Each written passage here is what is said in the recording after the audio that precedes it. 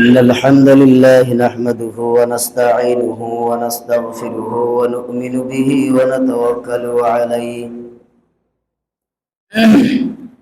ونعوذ بالله من شرور أنفسنا ومن سيئات أعمالنا من يهدي الله فلا مضل له ومن يضلله فلا هادي له وأشهد أن لا إله إلا الله وحده لا شريك له ونشهد أن سيدنا وسندنا وحبيبنا وحبيب قلوبنا ومولانا محمدا عبده ورسوله صلى الله عليه وعلى آله وأصحابه وبارك وسلم أما بعد فأعوذ بالله من الشيطان الرجيم بسم الله الرحمن الرحيم يا أيها الذين آمنوا ادخلوا في السلم كافة ولا تتبعوا خطوات الشيطان إنه لكم عدو مبين وقال رسول الله صلى الله عليه وسلم الإيمان بضع وسبعون شعبة أفضلها قول لا إله إلا الله وأدناها إماتة الأذى عن الطريق الحياء شعبة من الإيمان صدق الله مولانا العظيم وصدق رسوله النبي الكريم ونحن على ذلك من الشاهدين والذاكرين والشاكرين والحمد لله رب العالمين আলহামদুলিল্লাহ আল্লাহ তাবারক তাআলার প্রতি লাখ কোটি শুকর ও সুজুদ। মহান আল্লাহ তাআলা আমাদেরকে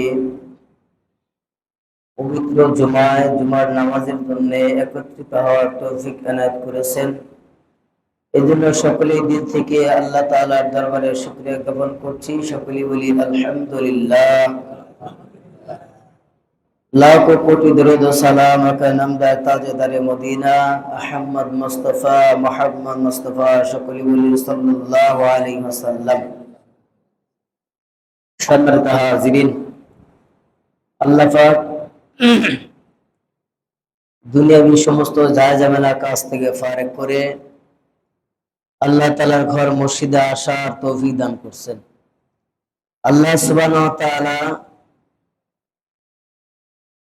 কোরআনুল কারীমের ভিতরে ঘোষণা করেছেন ইয়া আইয়ুহাল্লাযীনা আমানু ইযা নুদিয়া লিস-সালাত, হে ঈমানদাররা তোমরা জুমার নামাজের জন্য মসজিদের দিকে তোমরা ধাবিত হও, অগ্রসর হও। মিন ইয়াউমিল জুমআতি ফাসআউ ইলা যিকরিল্লাহ ওয়া যারুল বায়', সমস্ত ক্রয় বিক্রয় কাজ কারবার থেকে, ব্যবসায়িক কাজ থেকে ফারেক হয়ে, যিনি কৃষি কাজ করেন কৃষি কাজ থেকে ফারেক হয়ে, অর্থাৎ যে যে কর্ম করেন না কেন, যখন মসজিদে আজান হয়েছে তখন ইমানদারের উচিত হলো দুনিয়াবী সমস্ত কাজ থেকে ফারেক হয়ে আল্লাহ তাআলার হুকুম নামাজের জন্য মসজিদের দিকে আসা। যারা মসজিদের দিকে আসবে তারা সফলতা অর্জন করতে পারবে। তারা মসজিদে যে এসেছে এটার সফলতা, এটার ফল অবশ্যই আল্লাহ তাআলা তাদেরকে দান করবেন এবং তারা বুঝতে পারবে যে আমি যে মসজিদে আসলাম, আমার জন্য এই মসজিদে আসাটা কত বড় গুরুত্বপূর্ণ বিষয় এবং কতটুকু সম্মানজনক, আল্লাহ তাআলা মর্যাদাপূর্ণ মানুষ হিসেবে আমাকে আখ্যায়িত করবেন। এটা ওই দিন বুঝে আসবে যেই দিন আমি আপনি পৃথিবীতে থাকবো না, যেই দিন আল্লাহ তাআলা হাসরের ময়দানে আপনাকে আমাকে উঠাবে, ওই দিন বুঝে আসবে যে পৃথিবীতে মসজিদে আজান হয়েছিল, আমি কাজে ব্যস্ত ছিলাম, দোকানে ব্যস্ত ছিলাম, চাকরিতে ব্যস্ত ছিলাম, কিন্তু আজান হয়ে যাওয়ার সাথে সাথে আল্লাহর হুকুমের জন্য মসজিদে আগমন করেছি, অগ্রসর হয়েছি, ওই দিন বুঝে আসবে। হয়তো দুনিয়াতে আমার আপনার বুঝে আসতেছে না যে আল্লাহর হুকুম পালন করলেই আমাদের ক্ষতি কি, আর পালন করলেই লাভ কি, আর না করলেই কি ক্ষতি, এটা আমাদের বুঝে আসতেছে না। বুঝে আসবে ওই দিন, যেই দিন আমি আপনি পৃথিবীতে থাকতে পারবো না, ওই দিন বুঝে আসবে। আর ওই দিন বুঝে এসে কোনো ফায়দা হবে না। দুনিয়া থেকেই আমাদেরকে আখিরাতের সম্বল গোছায় নিয়ে যাইতে হবে। দুনিয়াতে যদি একটা নেক আমল করি, আখিরাতে ওই একটা নেক আমল আমার আপনার জন্য নাজাতের জরিয়া হয়ে যাবে। আর দুনিয়ার উপরে যদি একটা নেক আমলও না করি, পরকালে যদি আমাকে হাজার হাজার নেক আমল করার সুযোগ করে দেওয়া হয়, পরকালের নেক দিয়ে আমার আপনার কোনো ফায়দা হবে না। কারণ আল্লাহ সুবহানাহু ওয়া তাআলা রাসূলের মাধ্যমে বলে দিয়েছেন, আদ-দুনিয়া মাজরাতুল আখিরা, দুনিয়া হলো মুমিনের জন্য একটা শস্য ক্ষেত, আখিরাত, এই দুনিয়া হলো আখিরাতের জন্য শস্য ক্ষেত। যেরকম শস্য ক্ষেতে আমরা চাষবাস করি, ঠিক মুমিন বান্দা এই দুনিয়ার উপরে আমলের দ্বারা সে জীবনকে গড়াবে এবং চাষবাস করবে। দুনিয়ার উপরে আমরা ব্যস্ত হয়ে যাই সামান্য 60 বছর 70 বছরের জিন্দেগি অতিবাহিত করার জন্য। আমরা ব্যস্ত হয়ে যাই নানা কাজে, ব্যস্ত হয়ে যায় যে আমি এই 70 বছরের জিন্দেগি, 60 বছরের জিন্দেগি যাতে সুখে শান্তিতে আমি চলতে পারি, এই জন্য নানা রকমের কাজে আমরা ব্যস্ত হয়ে যাই। কিন্তু দুনিয়ার শুরু আছে, দুনিয়ার শেষও আছে, কিন্তু আখিরাতের শুরু আছে, শেষ নাই। আখিরাতের শুরু আছে, শেষ নাই। কতকাল আমাকে আপনাকে ওই জগতে থাকতে হবে আমরা কেউ জানি না। এই জন্য দুনিয়া থেকেই আখিরাতের সামানা, আখিরাতের সম্বল জোগায়া যাইতে হবে। হাজিরিন, আল্লাহ সুবহানাহু ওয়া তাআলা আমাদেরকে মসজিদে এসে আল্লাহর হুকুম পালনের জন্য তৌফিক দান করেছেন। এই জন্য আবার একবার দিল থেকে শুকরিয়া আদায় করি, আলহামদুলিল্লাহ। হাজিরিন, আপনি আপনাদের সম্মুখে সূরা আযাবের একটি আয়াত তেলাওয়াত করেছি। রাসূল আকরাম সাল্লাল্লাহু আলাইহি ওয়াসাল্লামের অসংখ্য হাদিস থেকে ছোট্ট একটি হাদিস তেলাওয়াত করেছি। আল্লাহ সুবহানাহু ওয়া তাআলা যদি তৌফিক দান করেন, সংক্ষিপ্ত আকারে আলোচনা করার চেষ্টা করব ইনশাআল্লাহ। সম্মানিত হাজিরিন, আল্লাহ সুবহানাহু ওয়া তাআলা এই পৃথিবীতে আদম আলাইহিস সালাতু ওয়াস সালাম থেকে নিয়ে কিয়ামতের আগ পর্যন্ত যত মানুষ পৃথিবীতে এসেছিল, যত মানুষ এসেছে এবং যত মানুষ আসবে, বাহ্যিক দৃষ্টিতে আমরা এই সমস্ত মানুষদেরকে একটা জাতি হিসাবে আমরা চিনি। মানুষ, মানুষ হিসাবে আমরা চিনি, সকলে মানুষ। আদম আলাইহিস সালাতু ওয়াস সালাম থেকে নিয়ে কিয়ামতের আগ পর্যন্ত যত মানুষ পৃথিবীতে আসবে সকলেই মানুষ। সকলেই কি? মানুষ। এই পৃথিবীতে যারা এসেছে প্রত্যেকটা মানুষের সাথে মানুষের মিল আছে। যারা আল্লাহকে রব বলে মেনে নিয়েছে, যারা আল্লাহকে রব বলে মানে নাই, এদের দুই জনের ভিতরে কোনো তফাৎ নাই। বাহ্যিক চেহারার ভিতরে কোনো, সুরতের ভিতরে কোনো পরিবর্তন নাই, চেহারা নাই। একজন মুশরিক কাফেরকে আল্লাহ দুইটা চোখ দিয়েছেন, মুসলমান যারা আল্লাহকে রব বলে স্বীকার করেছেন তাকে দুইটা আল্লাহ চোখ দিয়েছেন। আমাকে দুইটা আল্লাহ হাত দিয়েছেন, যারা আল্লাহকে রব বলে মানে নাই তাদেরকেও আল্লাহ দুইটা হাত দিয়েছেন। কথা বলার শক্তি আমাকেও দিয়েছেন, নাফরমান বান্দাকেও আল্লাহ কথা বলার শক্তি দিয়েছেন। কোনো ভিন্নতা নাই। চেহারার দিক দিয়ে হয়তো ভিন্নতা থাকতে পারে, কিন্তু অঙ্গ প্রত্যঙ্গের দিক দিয়ে কোনো ভিন্নতা নাই। একই অঙ্গ প্রত্যঙ্গ আমাকেও দান করেছেন, তাদেরকেও দান করেছেন। আল্লাহ তাআলা মানুষ হিসাবে সবাইকে একই মর্যাদা দিয়েছেন, কিন্তু আল্লাহ সুবহানাহু ওয়া তাআলা ধর্মের দিক দিয়ে ভিন্নতা করেছেন। ধর্মের দিক দিয়ে কি করেছেন? ভিন্নতা করেছেন। আল্লাহ সুবহানাহু ওয়া তাআলা মুসলমানদের জন্য সম্মানিত ধর্ম, মনোনীত ধর্ম আল্লাহ ইসলামকে সমর্থন করেছেন। বলেন সুবহানাল্লাহ। আল্লাহ তাআলা কুরআনুল কারীমের ভিতরে বলেছেন, ইন্নাদ দীনা ইনদাল্লাহিল ইসলাম, আল্লাহ তাআলার কাছে সবচেয়ে মনোনীত ধর্ম হলো ইসলাম। আল্লাহ তাআলার কাছে সবচেয়ে মনোনীত ধর্ম কোনটি? ইসলাম। আল্লাহ পাক আরেক আয়াতে বলেন, আল ইয়াওমা আকমালতু লাকুম দীনাকুম ওয়া আতমামতু আলাইকুম নি'মাতি ওয়া রাদিতু লাকুমুল ইসলাম দীনা। আল্লাহ বলেন, আমি এই ইসলামকে তোমাদের জন্য পরিপূর্ণ করে দিলাম, আমার নিয়ামতকে তোমাদের জন্য সম্পূর্ণ করে দিলাম। অর্থাৎ আল্লাহ তাআলার পক্ষ থেকে যত নিয়ামত আছে এটা আমাদের জন্য কি করেছেন? পরিপূর্ণ করে দিয়েছেন, এবং ইসলামকে আমাদের দিন হিসাবে, ধর্ম হিসাবে মনোনীত করে দিয়েছেন। এই জন্য ধর্মের দিক দিয়ে মানুষ ভিন্নতা থাকতে পারে, ধর্মের দিক দিয়ে মানুষ ভিন্নতা থাকতে পারে, অঙ্গ প্রত্যঙ্গের দিক দিয়ে মানুষ কখনো ভিন্নতা নাই, ঠিক কিনা? ভিন্নতা নাই। আমাদের কালচার আর ইহুদি খ্রিস্টানদের কালচারের ভিতরে ভিন্নতা আছে না নাই? আছে। এই জন্য আল্লাহ সুবহানাহু ওয়া তাআলা কুরআনুল কারীমের ভিতরে বারবার বলে দিয়েছেন, ইয়া আইয়ুহাল্লাযীনা আমানু দুখুলু ফিস সিলমি কাফা ওয়া লা তাত্তাবিউ খুতুওয়াতিশ শাইতান ইন্নাহু লাকুম আদুউম মুবিন। আল্লাহ তাআলা ঘোষণা করেন, হে ইমানদাররা, তোমরা পুরোপুরি ভাবে ইসলামের ভিতরে প্রবেশ করো, দাখিল হও। ইয়া আইয়ুহাল্লাযীনা আমানু দুখুলু ফিস সিলমি কাফা, তোমরা পুরোপুরি ভাবে ইসলামের ভিতরে দাখিল হও, ঢুকে যাও, প্রবেশ করো। ওয়ালা তাত্তাবিউ খুতুওয়াতিশ শাইতান, জেনে রাখো শয়তান তোমাদের চরম দুশমন। ইন্নাহু লাকুম আদুউম মুবিন, তোমাদেরকে গোমরাহ করে ফেলবে, পথভ্রষ্ট করে ফেলবে, তোমাদেরকে ক্ষতি করবে। শয়তান থেকে তোমরা দূরে থাকো। আল্লাহ এই কথা বলে দিয়েছেন। তাহলে বোঝা গেল আল্লাহর এই ভাষায় আল্লাহ আমাদেরকে ডাক দিয়েছেন, ইয়া আইয়ুহাল্লাযীনা আমানু দুখুলু। তাদেরকে ডাক দিয়েছেন ইমানদার যারা, আমরা যারা ইমানদার দাবি করি, আমাদেরকে ডাক দিয়েছেন উদখুলু ফিস সিলমি কাফা, তোমরা প্রবেশ করো ইসলামের ভিতরে।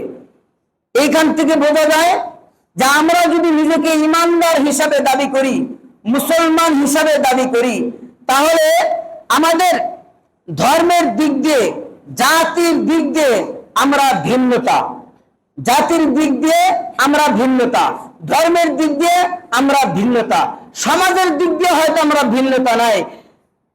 হয়তো ইহুদি, নাসারা, খ্রিস্টান একই সমাজে বসবাস করতে পারে, একই রাস্তায় চলতে পারে, একই দোকানে বাজার করতে পারে, একই জায়গায় খানা খেতে পারে, কিন্তু মূলত আচার আচরণের দিক দিয়ে, কথাবার্তার দিক দিয়ে, আদর্শের দিক দিয়ে, কালচারের দিক দিয়ে, ধর্মের দিক দিয়ে, জাতির দিক দিয়ে একনিষ্ঠভাবে তারা এক সমপর্যায়ে চলতে পারে না, ভিন্নতা চলতে থাকতে পারে, ঠিক কিনা বলেন?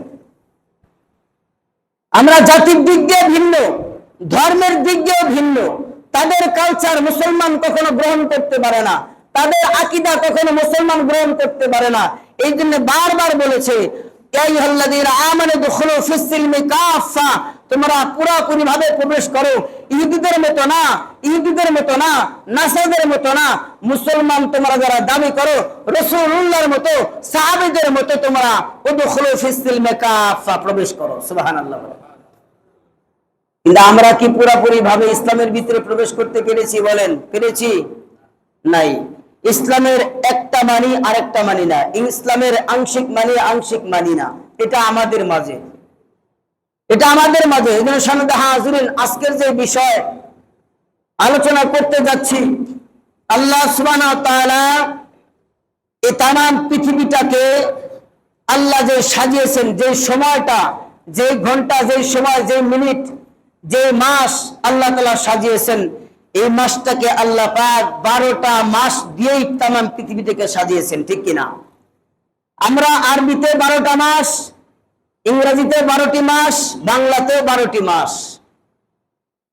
আমরা মুহররম আমরা পেয়েছিলাম, আমরা রজব মাস পেয়েছিলাম, আমরা শাবান মাস পেয়েছিলাম, আমরা রমজান মাস পেয়েছিলাম, আমরা এখন শাওয়াল মাস পেয়েছি, শাওয়াল মাস চলতেছে। এই মাসগুলোতে আল্লাহ তাআলা ইসলামের ভিতরে আল্লাহর হুকুম যেগুলি দিয়েছেন, যেই হুকুমগুলো আল্লাহ করেছেন, রজব মাসের ইবাদত, শাবান মাসের ইবাদত, রমজান মাসের রোজা, শাওয়ালের রোজা, এগুলি আল্লাহ তাআলা আমাদেরকে দিয়েছেন। এই এক একটা মাসের ভিতরে যেই সমস্ত হুকুমগুলো আল্লাহ দিয়েছেন, এটা পালনের মাধ্যমে এই মাসগুলাকে উদযাপন করা। অথচ আজকে আমরা সামনে দেখবেন আসতেছে পহেলা বৈশাখ, বাংলা মাস আসবে কিনা, পহেলা বৈশাখ সামনে আসতেছে কিনা, আসতেছে। এই যে পহেলা বৈশাখ উদযাপন করা, দিবস পালন করা, এগুলি মুসলমানদের আকীদা নয়, মুসলমানদের কালচার নয়, এটা ইহুদি নাসারাদের কালচার। এটা কাদের কালচার? ইহুদি নাসারাদের কালচার। এই যে পহেলা বৈশাখ, এটা প্রথম আবিষ্কার করেছিল কারা? এই যে আমরা যে পহেলা বৈশাখ উদযাপন করি, শুভযাত্রা উদযাপন করি, এই যে দিবসগুলা পালন করি বছর আসলেই, আমরা তো এগুলি উদযাপন করি। আমরা কিন্তু এই বৈশাখ মাস, জ্যৈষ্ঠী মাস আমরা উদযাপন করি না? করি কিনা বলেন? করি। বৈশাখ জ্যৈষ্ঠী আসার সঙ্গে সঙ্গে আল্লাহ পাকের তরফ থেকে যে সমস্ত নিয়ামত আল্লাহ দিয়েছেন, এই সমস্ত নিয়ামত আমরা ভক্ষণ করি কিনা, খাই কিনা বলেন? আম কাঁঠাল আল্লাহ দিচ্ছেন কিনা? আল্লাহ পাকের নিয়ামত, একটু কথা বলেন, দিচ্ছেন কিনা? এই যে আম কাঁঠালের একটা নিয়ামতের আনন্দ উল্লাস, আমরা একজন আরেকজনের বাড়িতে যাই, আত্মীয় স্বজনের বাড়িতে যাই, ইসলাম এটা সাব্যস্ত করেছে যে এক আত্মীয় আরেক আত্মীয়ের কদর করবে, এক আত্মীয় আরেক আত্মীয়ের সম্মান করবে, এক আত্মীয় আরেক আত্মীয়ের মর্যাদা সম্মান করবে, মর্যাদা দিবে এবং আত্মীয়তার সম্পর্ক বজায় রাখবে, আত্মীয়তা ছিন্ন করবে না। কারণ আত্মীয়তা ছিন্নকারী জান্নাতে প্রবেশ করবে না। বারবার রাসূল বলে দিয়েছেন তোমরা আত্মীয়তার সম্পর্ক বজায় রাখো। আমরা এই মাসগুলাতে বিশেষ করে এই বৈশাখ মাস, জ্যৈষ্ঠী মাস, আষাঢ় মাস পর্যন্ত আমরা যে আল্লাহর তরফ থেকে যে সমস্ত নিয়ামত দিয়েছেন, এই নিয়ামত আমরা ভক্ষণ করি, আমাদের আত্মীয় স্বজনকে খাওয়াই। এই মাসটাকে আল্লাহ মতো নিয়ামত দিয়ে আমরা উদযাপন করি কিনা বলেন? করি কিনা? করি। এবং শুধু তাই নয়, আল্লাহ সুবহানাহু ওয়া তাআলা আমাদেরকে আনন্দের জন্য, উল্লাসের জন্য আল্লাহ দুইটা ঈদও দিয়েছেন। দিয়েছেন কিনা বলেন? দুটা ঈদও দিয়েছেন, যার একটা ঈদ আমরা পেয়েছিলাম ঈদুল ফিতর।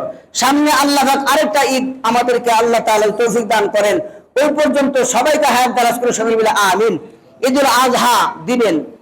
এই সমস্ত ধর্মীয় অনুষ্ঠানগুলা এটা মুসলমানদের ধর্মীয় উৎসব, ঠিক কিনা? এটা মুসলমানদের ধর্মীয় উৎসব। এই জন্য বলেছিলাম আপনার বাহ্যিক সুরতের সাথে মিল থাকতে পারে, চোখের সাথে মিল থাকতে পারে, জবানের সাথে মিল থাকতে পারে, হাতের সাথে মিল থাকতে পারে, সমাজে বসবাস করতেছেন এর সাথে মিল থাকতে পারে, কেনা বেচার সাথে মিল থাকতে পারে, পোশাকের সাথে মিল থাকতে পারে, শুধু জাতি আর ধর্মীয় উৎসবের সাথে, বিধর্মীদের সাথে মুসলমানদের কোনো মিল থাকতে পারে না, কোনো মিল থাকতে পারে না।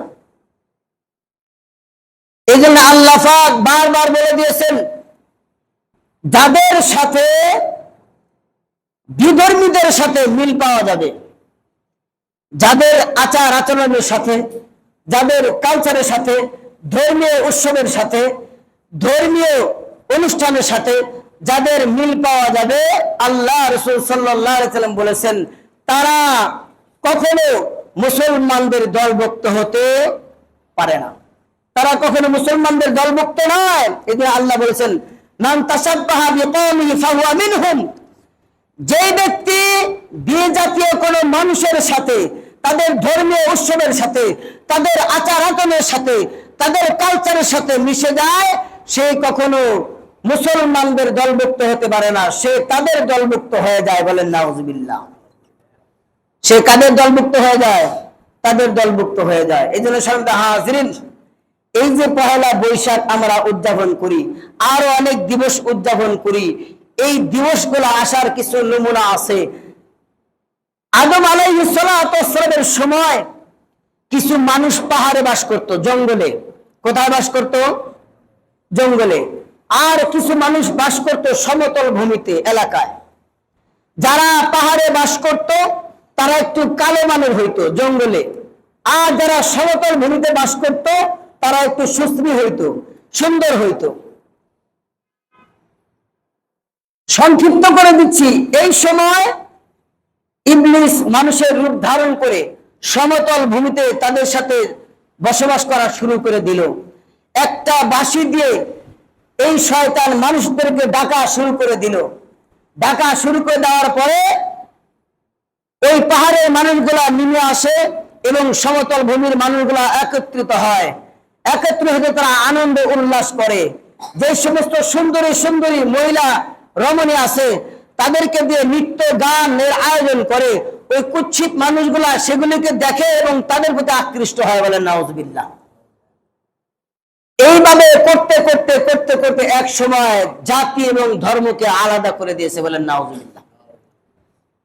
ধর্ম এবং জাতিকে আলাদা করে দিয়েছে, কালচারকে আলাদা করে দিয়েছে। শুধু তাই নয়, ইব্রাহিম আলাইহিস সালাতু ওয়াস সালাম তার ঈমান হরণ করার জন্য নমরুদ বিশাল মেলার আয়োজন করেছিল।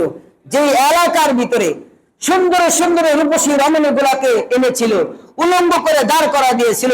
বলে মুহাম্মদকে যদি ইব্রাহিমকে যদি একবার ভোলায়া এই মেলার ভিতরে ঢুকানো যায় আর এই সুন্দরী রমণীর দিকে যদি একবার দৃষ্টিপাত করে, আর ইব্রাহিমের ঈমান থাকবে না, ইব্রাহিমের ঈমান থাকবে না, ইব্রাহিমের খোদা ইব্রাহিমকে ভুলে যাবে, অচিরেই তাকে জাহান্নামে পাঠানো যাবে।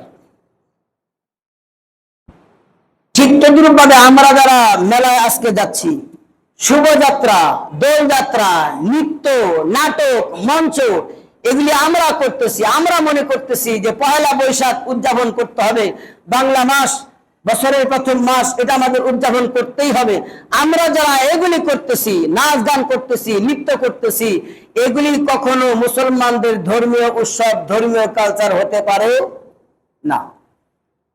এগুলি কখনো ধর্মীয় কালচার না। এই জন্য আল্লাহ রাসূল সাল্লাল্লাহু আলাইহি ওয়াসাল্লাম বলেছেন, বছর আসে বছর যায়, সময় আসে সময় যায়। যায় কিনা? আপনার জীবনে কত সময় অতিবাহিত হয়ে গেছে আপনার জানা নাই? জানা আছে কিনা বলেন? ছোট থেকে বড় হচ্ছেন, সময় চলে যাচ্ছে, বছর আসবে, বছর চলে যাবে। কিন্তু আপনি একটু চিন্তা করেন, যেই 26 সাল আমি পেলাম, 27 সালে পদার্পণ করলাম, 26 সালটা আমি কেমনি কাটাইলাম? গুনার দ্বারা কাটাইলাম না নেকের দ্বারা কাটাইলাম? এটা কখনো চিন্তা করেছেন? এটা কখনো কি আপনারা চিন্তা করেছেন? আমরা কখনো চিন্তা করি নাই। এই জন্য আল্লাহ নবীজি বারবার বলে দিয়েছেন, হাসিবুনা ক্বাবলাহু আন তাআলা সাওমু ওয়া জিনাতুহু ওয়া জিনা। আল্লাহ রাসূল সাল্লাল্লাহু আলাইহি ওয়াসাল্লাম হাদিসের ভিতরে ফরমান, তোমাদের যখন কোন একটা সময় আসে, তোমরা যখন নিজের আমলকে যখন আল্লাহ তাআলার দরবারে সুপর্দ করা হবে, আল্লাহ তাআলার দরবারে তোমার আমলকে সুপর্দ করার আগেই তোমার আমলের হিসাব তুমি নিয়ে নাও। অর্থাৎ চিন্তা করো যে আমি একটা বছর পেয়েছিলাম, একটা বছর যে পেয়েছিলাম, এটার হিসাব তো আল্লাহর দরবারে যাবে। তাহলে আল্লাহর দরবারে আমার আমলটা যদি যায়, কি পরিমাণ নেক আমল আমি করেছিলাম, এটা আগে আমাকে রিসার্চ করতে হবে, জানতে হবে। চিন্তা করো যে সময়টা আল্লাহ আমাকে দিয়েছিলেন, একটা বছর পেয়েছিলাম, আমি একটা বছর গুনার কাজে কাটিয়েছি না নেকের কাজে কাটিয়েছি, এটা চিন্তা করো। অথচ আমরা এটা চিন্তা করি না। প্রথম বছর আসলেই আমরা নানা রকমের উদযাপন শুরু করি, যেগুলি মুসলমানদের কোনো কালচার নয়। শুভযাত্রা মুসলমানদের কালচার নয়, এগুলি মুসলমানদের কালচার, এগুলি কখনো মুসলমানদের কালচার হতে পারে না। মুসলমানদের ঈমান নষ্ট করার জন্য এগুলি করেছে। এই যে আমরা পহেলা বৈশাখ উদযাপন করি, এটা 1309 হিজরিতে এসেছে এবং এটার উদ্বোধক হলেন রবীন্দ্রনাথ ঠাকুর। কে? রবীন্দ্রনাথ ঠাকুর প্রথম যে এই দিবসটা পালন করেছিলেন। ভারতের ইন্দিরা গান্ধী নাম শুনছেন না? ওনার কবরের পাশে দেওয়া এরকম সমাধি, কবরের পাশে দেওয়া সমাধি করেছিল। ওইখান থেকেই এই পহেলা বৈশাখের উৎপত্তি। শুধু তাই নয়, ভারতবর্ষে দ্বীন-এ ইলাহি বাদশাহ আকবর নাম শুনছেন তো? শুনছেন কিনা? এই দ্বীন-এ ইলাহি চালু করেছিল। এই দ্বীন-এ ইলাহি চালু করতে যাওয়া, তার নিজের ধর্মকে প্রতিষ্ঠিত করতে যাওয়া মানুষদেরকে একত্রিত করেছিল। ওইখান থেকে এই পহেলা বৈশাখ। এরপর আমরা যে বাংলা যে সনটা পাই, এটা এই বাদশাহ আকবর থেকে সন্তান আসে। ওইখান থেকে আসে, ওইখান থেকে আসে 953 হিজরি মনে হয়, 53 সাল মনে হয় আসে, বাংলা যে সালটা 953। এখন আসেন, এই বাংলা সালটা কি ওই সময় হুট করে 953 সাল হয়ে গেল? তৈরি করে দিল ওইখান থেকে শুরু। এর আগে কি সাল ছিল? একটা নতুন করে সাল যদি তৈরি করতে হয় এক থেকে তো শুরু করতে হবে নাকি? এক থেকে শুরু করে নাই। এর মানে তার দিনকে, তার কালচারকে সমাজের ভিতরে বাস্তবায়ন করার জন্য দ্বীনে ইলাহি অর্থাৎ ইসলামের সমস্ত কারসাজি বন্ধ করে দিয়ে সেই দ্বীনে ইলাহি অর্থাৎ তার হুকুম কায়েমের জন্য সমাজের ভিতরে বিস্তার করলো। মানুষদেরকে এনে তার ধর্ম প্রতিষ্ঠিত করার জন্য এরকম আয়োজন করেছিল। আজকেও যারা বলে ধর্ম যার যার উৎসব সবার, ধর্ম যার যার উৎসব তারই না অন্য কে? ধর্ম যার যার উৎসব তার কিনা বলেন? তার কিনা? কিন্তু আমরা মুসলমানের সন্তান। কোন হিন্দুর সন্তান দেখছেন কি ঈদগাহের ময়দানে এসে আমাদের সাথে ঈদগাহের ময়দানে এসে ঈদ উদযাপন করছে? দেখছেন? নাই। কিন্তু আমরা মুসলমানের সন্তান, আমরা যারা আছি আমরা কিন্তু তাদের উৎসবে আমরা যাই কিনা? দুইটা পূজা হয়, দুইটা পূজা আমরা যাই, পয়লা বৈশাখে আমরা যাই, তাদের গানের সাথে আমরা শরীক হই, তাদের নৃত্যের সাথে আমরা শরীক হই।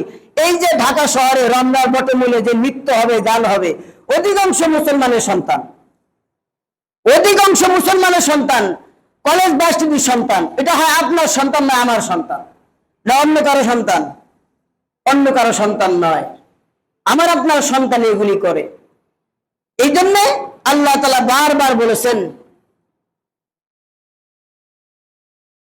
জাতির দিক দিয়ে আর ধর্মের দিক দিয়ে মুসলমানদের সাথে ইহুদি নাসারাদের সাথে কখনো এক হতে পারে না। ভিন্নতা, বসবাস এক হতে পারে, চলাফেরাও এক হতে পারে, কিন্তু ধর্ম আর জাতির দিক দিয়ে কখনো মুসলমান কি হতে পারে না? এক হতে পারে না। এই জন্য আল্লাহ সুবহানাহু ওয়া তাআলা কোরআনের ভিতরে বলেছেন ওয়ালান তারদা আনকাল ইয়াহুদু ওয়ালা মিন নাসারা, ইহুদি নাসারারা তোমাদেরকে বন্ধু হিসেবে গ্রহণ করবে। ইহুদি নাসারারা আমাদেরকে কোন হিসাবে গ্রহণ করবে?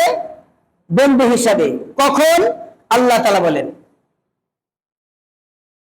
আলিয়ামাল মাসরুফু, যখন তুমি তাদের আদর্শ, যখন তুমি তাদের কালচার, যখন তুমি তাদের লেবাস, যখন তুমি তাদের প্রত্যেকটা অনুষ্ঠানে শরীক হবে, এই সময় তোমাকে তারা গ্রহণ করবে এবং পছন্দ করবে।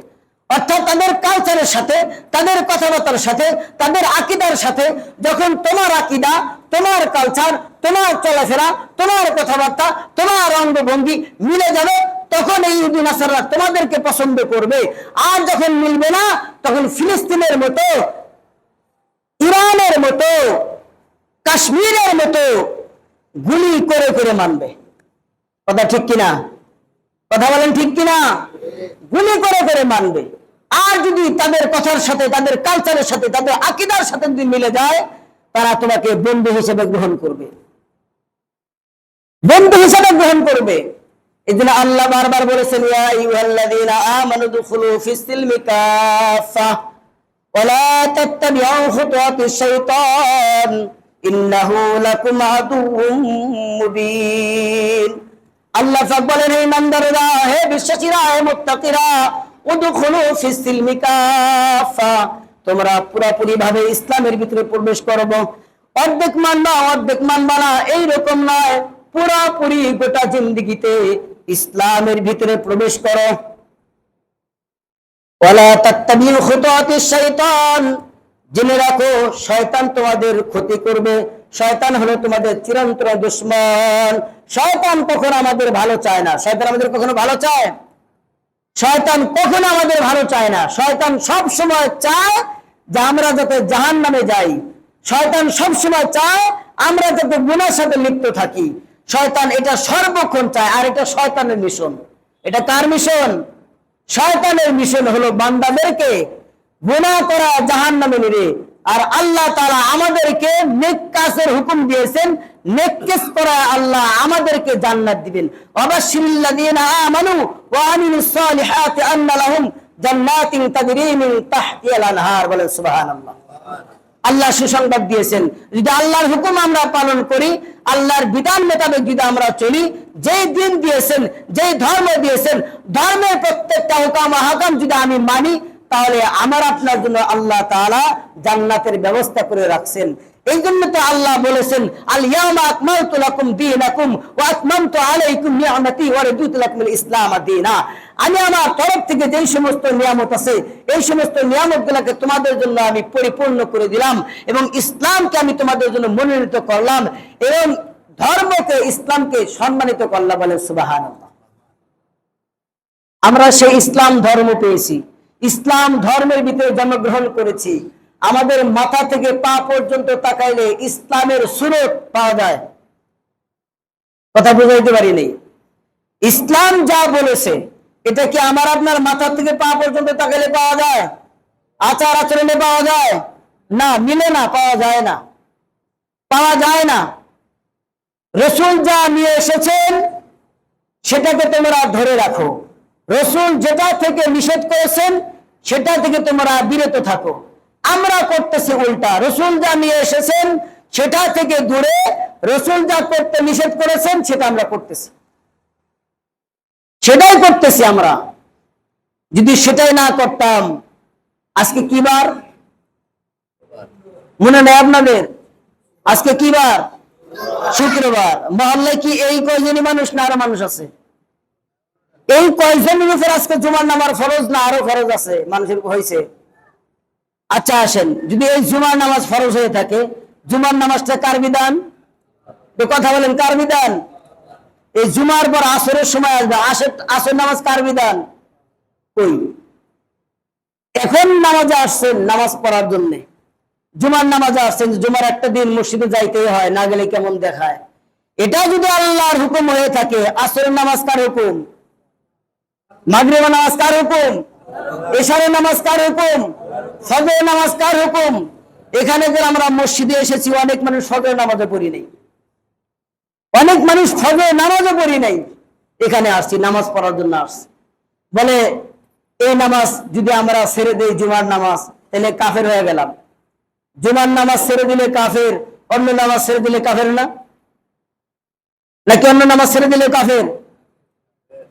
অন্য নামাজ ছেড়ে দিলেও কাফের। নামাজ ছেড়ে দেওয়া তো মানে নামাজ অস্বীকারী।